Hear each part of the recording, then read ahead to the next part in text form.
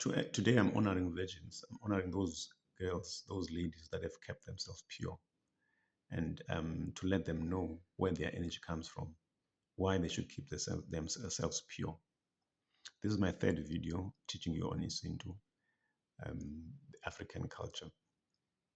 Now, a girl in African culture, in indigenous culture, should keep herself pure. Why is that? What is the benefit to her and to the family? Now, in the previous video, I explained that the womb is a portal. It's a portal for the highest energy for manifestation. Manifestation energy um, is found in the womb because the woman is a nurturer. So the nurturer manifests. She nurtures. So nurturing is manifestation of nurturing energy. So the womb does that. The womb gives the woman that energy. Now, when the womb is closed, when the hymen is still intact, it means the energy circulates around her, and she's able um, to keep that energy circulated and accumulate that energy. That's the word I'm looking for. She's able to accumulate the energy in her.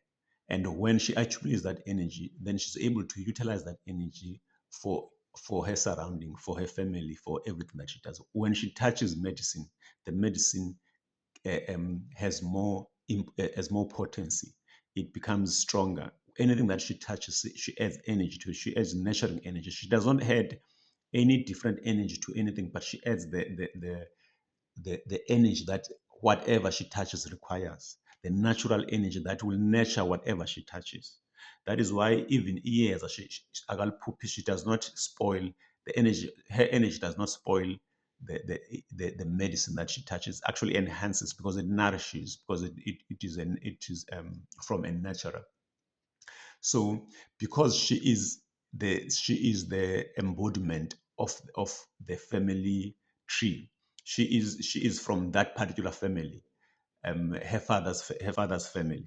So the pure energy that she has is the pure energy of that family. It is the purest energy in that family because she's getting it from directly from the source. So she carries the strongest manifestation energy. She is the manifester in the family. That is what she is. She creates for the family wealth. She creates for the family anything that the family requires to create by touching it, by talking, because her purity does not have any cracks. It does not have anything in her that that disturbs it. So when she talks, what she says goes. Now, for her to be able to do that, she needs to do all the rituals that are necessary for her to amass that energy, to collect that energy from Imbeleko, Intonjane, and all those different rituals that she needs to do, because those rituals connect her to the source. They connect her to the energy that she has. They create a much larger connection. The more of those rituals she does, the more the connection she has with her nurturing spirit. So she is second only to the head of the family. Um, that is why the father will take her along. She's the one that prepares the medicine. She's the one that collects in the altar. She's the one that puts things in place. Queen Dumba, she's the one. The Ndumba is the altar. She's the one that puts the incense there, and the father is the one that speaks. But everything else, she's the one that does. If she's the one that is protecting the home, sprinkling salt or any other medicine that you use to protect the home, if she's the one doing it, that medicine has so much potency that it cannot be cracked. That is the beauty in her. No one can go through that because she represents pure energy that does not have any impurities in it. So anyone else in the home has an impurity. um, she is above her own mother in terms of strength because her mother is a converted womb into this family. When a woman sleeps with a man, the hymen then is broken, and the seed of the man, the DNA of the man, goes into the womb, and then it changes the womb from being a pure womb from the family, it becomes a pure womb for the, it becomes a womb now. It's not as pure. It becomes now a womb for the sperm that it has. You know this from food that you eat. If you put food in your stomach, you will crave that food. You will want to eat more of that food because now you have allowed that food to be part of your body. You have allowed that food control of your body. So the same thing when a woman allows a man to enter her. The man puts her DNA, and that DNA stays in there. So that DNA then controls the womb. So the womb now responds to that particular DNA. When she prays, that energy, she amasses energy for the boy now, for the boy's family, because now she has changed her DNA. That is why then she needs to uh, um, she needs to break her virginity at the boy's place, so that the virginity, so that the energy then that she gets is from the boy's home, and then she's able to supplement that with the DNA that is in her. She's able to create for the family. Now, if she goes and sleeps with this boy and sleeps with that boy, now her womb keeps changing owners, and it's no more as pure, and it needs a cleansing, but also it is no more an intact organism. So it is leaking now because it has been opened. So whatever it's not as potent as she was. So the mother is not equivalent then to the daughter, because the daughter still has that